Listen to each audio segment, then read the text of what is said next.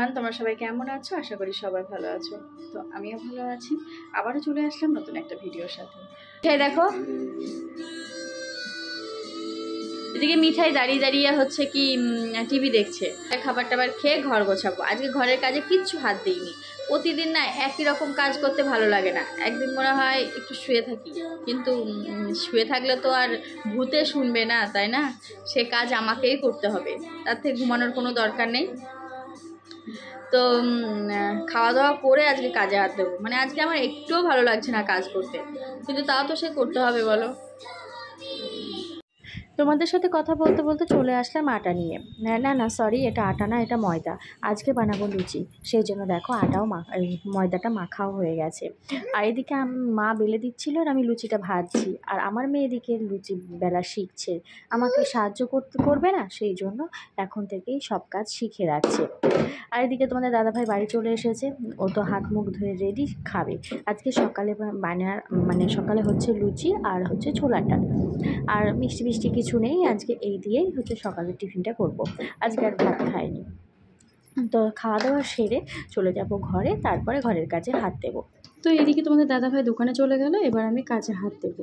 দেখেছো, আবার সেই কুড়েমির মতো বসে পড়েছি। কিন্তু কি করব বলো। আর কালকে না আমি কানের দুটো রাত্রেবেলায় মানে বিকালবেলাতে পড়েছিলাম, তো সেটাই তোমাদের সাথে দেখালাম। টিভিতে অ্যাড দিয়েছে, সেটা স্কিপ করতে হবে, সেই জন্য রিমোটটা আমাকে দিয়ে দিল। এবার সব কাজ বাদ দিই, এবার ঘরের কাজে হাত দিই। চলো ঘরের কাজ কটা সেরে নিই। এবার ঘরের কাজ টাজ করে তারপরে মিঠাইকে স্নান করাবো আজকে, মানে একটু দেরিতেই ওকে স্নান করাবো। আর এই মেয়ে তো, আমি যদি কোনো কাজ করতে যাই ও সব সময় আমাকে কাজে সাহায্য করে। তোমাদের কি বলবো, মানে যা কাজই করি না কেন ও আমাকে হাতে হাতে কাজ করতেই থাকবে। আর ও সব সময় ক্যাডবেরি খাবে জানলায় বসে, আর জানলার কাজগুলোতে না ক্যাডবেরি লাগিয়ে একদম মানে যাচ্ছেতাই অবস্থা করেছে। জ্বালাটাকেও আজকে মুছতে হবে।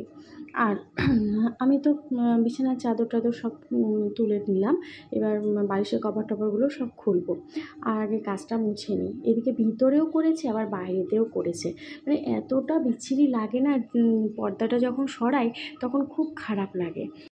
এদিকে পরিষ্কারটা প্রায় হয়ে আসলো, তো পরিষ্কার হয়ে গেলেই আমি এগুলো ভিজিয়ে দিয়ে চলে যাব হচ্ছে রান্না করতে, দুপুরে রান্না। আজকে হচ্ছে বিরিয়ানি করব, আর কিচ্ছু করব না। তারপরে রাত্রেবেলায় রুটি আবার তরকারি করব। তো আজকে মটন বিরিয়ানি করব। তো ওগুলো সব ঠিকঠাক করে দেবো। আর লেয়ারটা দেবে আমার ভাগ্নে, মানে আমার বড় ননদের মেয়ে এসেছে, ও ঠিকঠাক করে নেবে। আমাকে শুধু ওকে ওর হাতের গোড়ায় সব কিছু রেডি করে রেখে দিতে হবে। তো তোমাদের সাথে কথা বলতে বলতে ছাদে চলে এসেছি।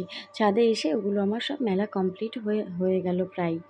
তো এবারে আমি চলে যাব হচ্ছে গিয়ে নিচে গিয়ে ওকে সব হাতের গোড়ায় গুছিয়ে দেবো, আর ওদিকে ও সব ঠিকঠাক করে নেবে। আমার সব হয়ে গেছে, বিরিয়ানির যা যা করণীয় সব কিছুই আমার হয়ে গেছে।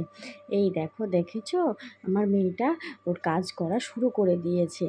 তো এদিকে তো মিঠাইকে খাইয়ে দিয়েছি, তো খেয়ে ও ঘুমাচ্ছে একটু। আর তারপরে খাওয়া দাওয়া সেরে চলে আসলাম বিকালবেলাতে।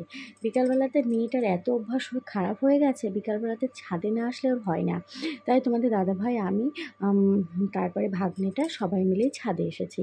ছাদে এসে ওর সাথে একটু খেলা টেলা হচ্ছে। তারপর হয়ে গেল সন্ধ্যেবেলায় তোমাদের দাদাভাই নিয়ে আসলো ফিশ কাটলেট।